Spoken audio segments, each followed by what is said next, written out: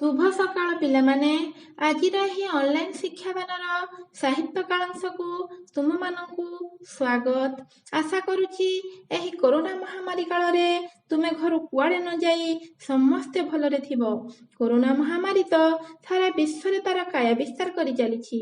ଏହାର ପ୍ରଭାବ ଆମ ଶିକ୍ଷା ବ୍ୟବସ୍ଥା ଉପରେ ମଧ୍ୟ ପଡ଼ିଛି।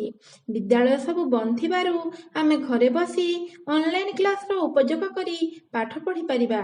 ତେବେ ଚାଲ ଆଜି ଆମେ ଚତୁର୍ଥ ଶ୍ରେଣୀ ସାହିତ୍ୟ ବହିର ପ୍ରଥମ ପାଠ ଟିକି ଟିକି ପଦ୍ୟଟିକୁ ପଢ଼ିବା। ଏହାର କବି ହେଉଛନ୍ତି ପଣ୍ଡିତ ଗୋଦାବରୀଶ ମିଶ୍ର। ବକୁଳ ବନର କୋକିଳ କବି ଭାବରେ ପରିଚିତ ପଣ୍ଡିତ ଗୋଦାବରୀଶ ମିଶ୍ର 1886 ମସିହା ଅକ୍ଟୋବର ମାସ 26 ତାରିଖରେ ଖୋର୍ଦ୍ଧା ଜିଲ୍ଲାର ବାଣପୁର ଗ୍ରାମରେ ଜନ୍ମଗ୍ରହଣ କରିଥିଲେ। ସେ ସତ୍ୟବାଦୀ ବନ ବିଦ୍ୟାଳୟରେ ଶିକ୍ଷକତା କରିଥିଲେ। ପଣ୍ଡିତ ଗୋପବନ୍ଧୁ ଦାସଙ୍କ ସହ ମିଶି ସେ ଭଲ ମଣିଷ ସୃଷ୍ଟି ପାଇଁ କାମ କରିଥିଲେ। ଜଣେ ସାରସ୍ୱତ ସାଧକ ଭାବରେ ସେ ଅନେକ ଗଳ୍ପ, କବିତା, ପ୍ରବନ୍ଧ, ଶିଶୁ ସାହିତ୍ୟ ଆଦି ରଚନା କରିଯାଇଛନ୍ତି। ତାଙ୍କର ଆତ୍ମଜୀବନୀ ଅର୍ଦ୍ଧ ଶତାବ୍ଦୀର ଓଡ଼ିଶା ଓ ତହିଁରେ ମୋ ସ୍ଥାନ ପାଇଁ ସେ କେନ୍ଦ୍ର ସାହିତ୍ୟ ଏକାଡେମୀ ପୁରସ୍କାର ପାଇଥିଲେ। 1956 ମସିହା ଜୁଲାଇ ମାସ 26 ତାରିଖରେ ତାଙ୍କର ଦେହାନ୍ତ ହୋଇଥିଲା।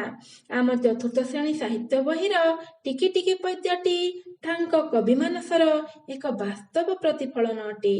ଟିକି ଅର୍ଥାତ୍ କ୍ଷୁଦ୍ର ବା ଛୋଟ। ପ୍ରତ୍ୟେକ କ୍ଷୁଦ୍ର ଜିନିଷରେ ହିଁ ବୃହତ୍ର ସମ୍ଭାବନା ଲୁଚି ରହିଥାଏ। ଅନେକ ଟିକି ଟିକି ଜିନିଷର ସମାହାରରେ ବଡ଼ ବଡ଼ ଜିନିଷ ଗଠନ ହୋଇଥାଏ।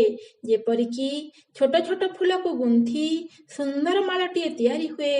ଖଣ୍ଡିଏ ଖଣ୍ଡିଏ ଇଟା ଯୋଡ଼ା ହୋଇ ବିରାଟ କୋଠା ଘର ତିଆରି ହୁଏ।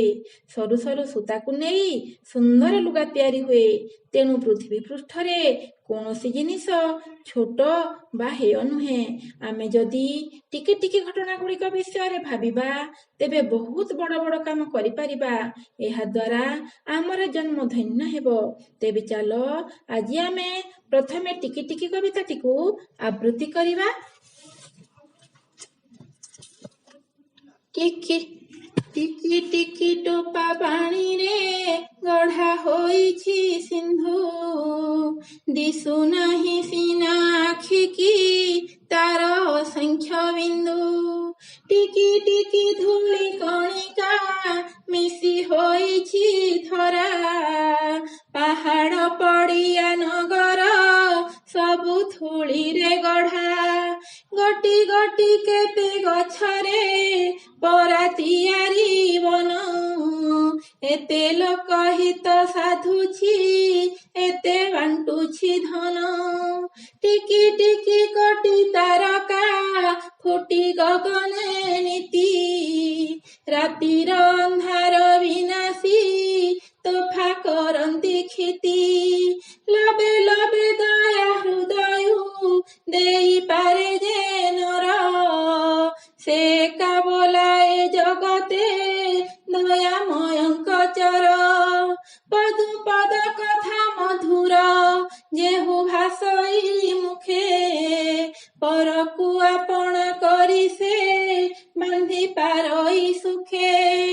ଟିକି ଟିକି କାର୍ଯ୍ୟ ସୁଗତି ଯେବେ ଦେଖାଇ ପାର, ତେବେ ସିନା ମୋତେ ପିଲାଏ ଜନ୍ମ କରିବ ସାର। ତେବେ ସିନା ମୋତେ ପିଲାଏ ଜନ୍ମ କରିବ ସାର। ଆଚ୍ଛା ପିଲାମାନେ, ତେବେ ତମେମାନେ କବିତାଟିକୁ ତ ଶୁଣିଲ। ଘରେ ବାରମ୍ବାର ଅଭ୍ୟାସ କରିବା ସହିତ ତଳେ ଦିଆଯାଇଥିବା କଠିନ ଶବ୍ଦ ଗୁଡ଼ିକର ଅର୍ଥ ଖାତାରେ ଟିପି ନେଇ ପଢ଼ିବ। ପରବର୍ତ୍ତୀ ଅଧ୍ୟାୟରେ ତାର ସାରାଂଶ ବିଷୟରେ ଆଲୋଚନା କରିବା। ଏତିକିରେ ରହୁଛି। ଧନ୍ୟବାଦ।